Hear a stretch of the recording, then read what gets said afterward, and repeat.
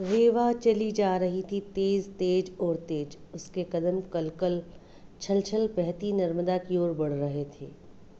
अभी भोर होने में थोड़ी देर थी। रेवा ने तय कर लिया था, उजाला होने से पहले ही जीवन नर्मदा को सौंप देगी। कल की घटना से उसका मन बहुत दुखी हुआ। कल का शुभ दिन तय हुआ था उसके लग्न के लिए। कितने दिनों से तैयारियां चल रही थी। कभी कपड़े खरीदे जाते, कभी गहने बनवाए जाते, ढोलक की थाप पर गीत गाए जा रहे थे। सहेलियां दिन रात छिड़ती, मौसी बुआ हिदायतें देती। रेवा अपनी शादी की खुशी में मग्न थी। अच्छा घर बाहर पाकर उसके पैर जमीन पर ठहरते नहीं थे। शादी का दिन आया। रेवा के हाथों में मेहंदी सजी। दुल्हन का जोड़ा पहन वह मंडप में बैठी। सभी दूल्हे के आने का इंतजार कर रहे थे। बारात जनवासे में बैठी थी, पर दूल्हा मंडप में नहीं आया। पंडित जी को शुभ मुहूर्त निकलने की चिंता थी। तभी मेहमानों में खुसुर फुसुर होने लगी। रेवा ने घूंघट की आड़ से देखा। उसके बाबूजी पगड़ी निकाले माथे से पसीना पोंछ रहे थे। वह समझ गई कुछ गड़बड़ है।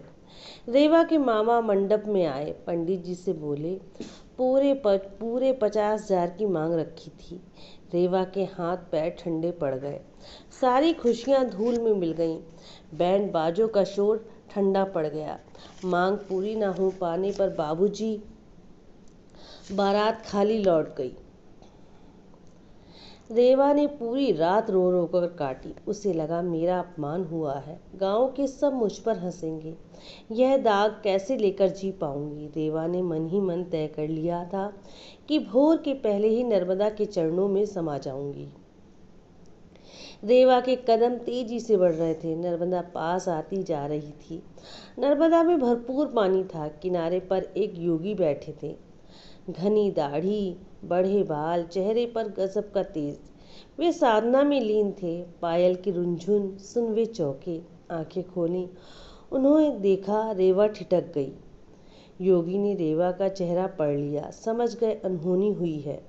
बहुत शांति से बोले, जाओ पहले नर्मदा को प्रणाम करो। शीतल जल में हाथ पैर धो, भीतर का वेग शांत करो, तब मेरे पास आओ।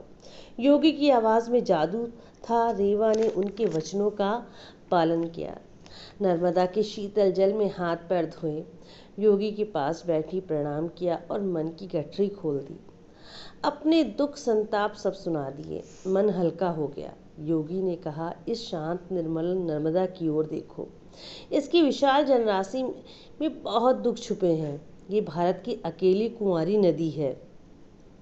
इसका भी अपमान हुआ, मगर यह हारी नहीं, मरी नहीं। वह जानती थी जीवन अपना नहीं होता, दूसरों के लिए भी जीना होता है, और औरों के लिए जो जीता है उसी का जीवन जीवन है। किसी का दुख सुनकर ही अपना दुख कम होता है। मैं तुम्हारा दुख कम करना चाहता हूँ। तुम्हें नर्मदा की कथा सुनाता हूँ। नर्मदा की धार अमरकंटक से निकलती है। विशाल पर्वत है अमरकंटक। इसी अमरकंटक की गोद से निकला है नंद सोनभद्र। तुम्हें पता है, भारत में सिर्फ 4 नद हैं, ब्रह्मपुत्र, सोनभद्र, सरयू और शिवानाथ। शेष सारी नदियां हैं। एक ही पर्वत से नद और नदी निकली। अनोखा संयोग देख सब झूम उठे। प्रकृति खिल गई। नद और नदी अपनी धार बनाते चल पड़े।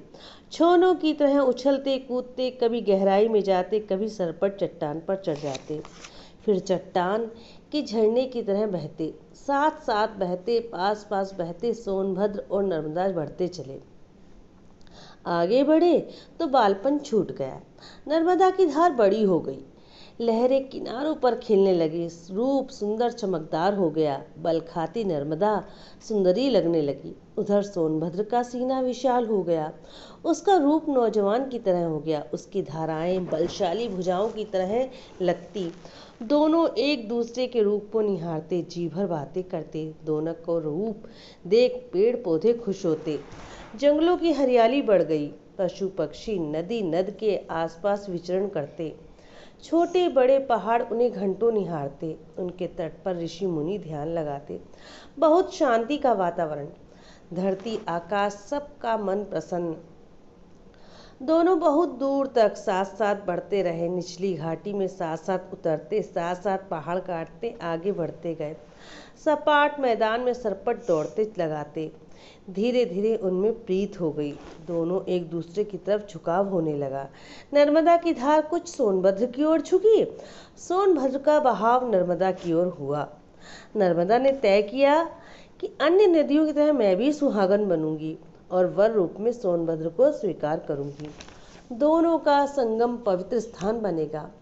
पेड़ पौधे मैदान पहाड़ सबको इंतजार कब होगा संगम।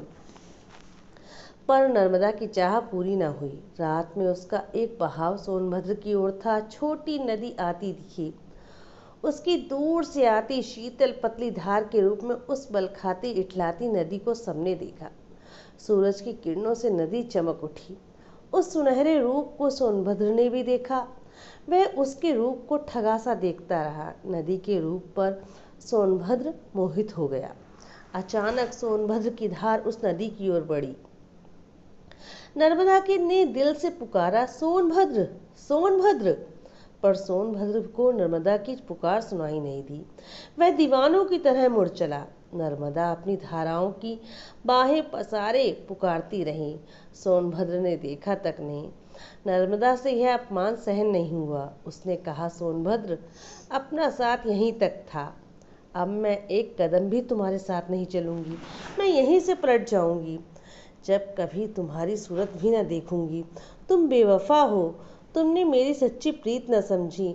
मैं पलटकर बहूंगी। नर्मदा ने अपनी धार पलट दी। नर्मदा की चेतावनी को सोनभद्र ने सुन लिया। उसे अपनी गलती समझ आई। नर्मदा को पुकारा, अपनी धार की ओर मोड़ा, पर नर्मदा तो पलट चुकी थी। पहाड़ों ने नर्मदा को रोका। कहा, सोनभद्र नादान है, उसे हम समझा देंगे। उसने गलती का सबक देंगे। तुम रूठ कर मत जाओ। छोटे बड़े पत्थरों ने राह रोक ली। नर्मदा उन्हें लांघते हुए बेग से बह चली। उसने किसी की नहीं मानी। विपरीत दिशा से नर्मदा तेजी से बहने लगी। सोनभद्र निराश हो गया। पेड़ पौधे पहाड़ मैदान पशु पक्षी सब उदास। अब मिलन नहीं होगा।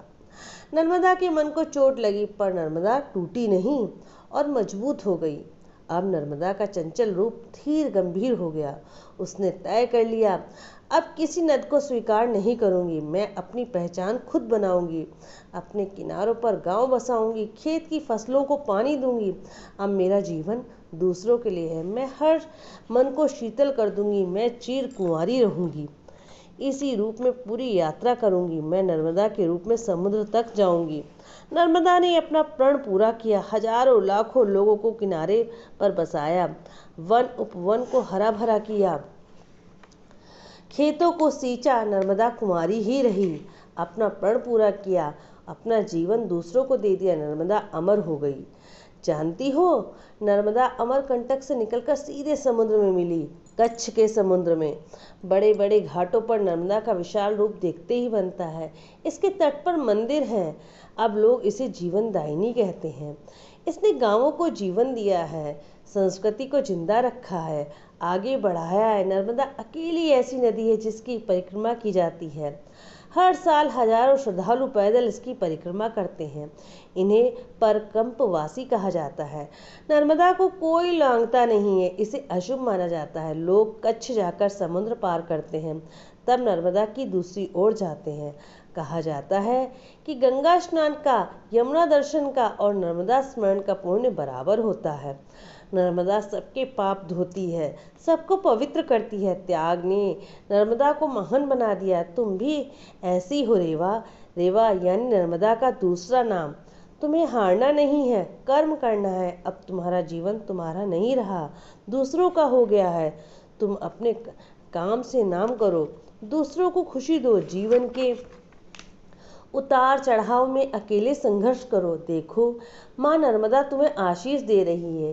रेवा ने नर्मदा नदी की ओर देखा। सूरज की लालिमा नर्मदा में उतर आई थी। उसने नर्मदा को प्रणाम किया, योगी को नमन किया, मन में तय किया कि मैं भी नर्मदा हूँ, हार नहीं मानूंगी। मैं विवाह किए बिना भी आगे बढ़ूंगी, बिना डरे बिना थके, नर्मदा की तरह बिना सहारे के। अब उसके कदम घर की ओर बढ़ रहे थे उसी तेजी से। अब उसके मन में मरने की नहीं, जीने के भाव थे। इस प्रकार प्रत्येक स्त्री का जीवन कठिनाइयों में बीतता है, लेकिन वे दूसरों के लिए अपना सर्वस्व न्यौछावर कर देती हैं। स्त्री का जीवन ही निश्चल और अपने परिवार को समर्पित रहता है। पूरे जीवन स्त्रियां अपने परिवार के लिए ही जीती हैं। इस प्रकार इस कथा का समापन हुआ। अगर आपको मेरी कहानियाँ पसंद आ रही हैं तो प्लीज़ मेरे चैनल को लाइक, सब्सक्राइब, कमेंट और शेयर ज़रूर करें, और कमेंट के माध्यम से अपने विचार रखें। अपना कीमती समय देने के लिए आपका बहुत बहुत धन्यवाद।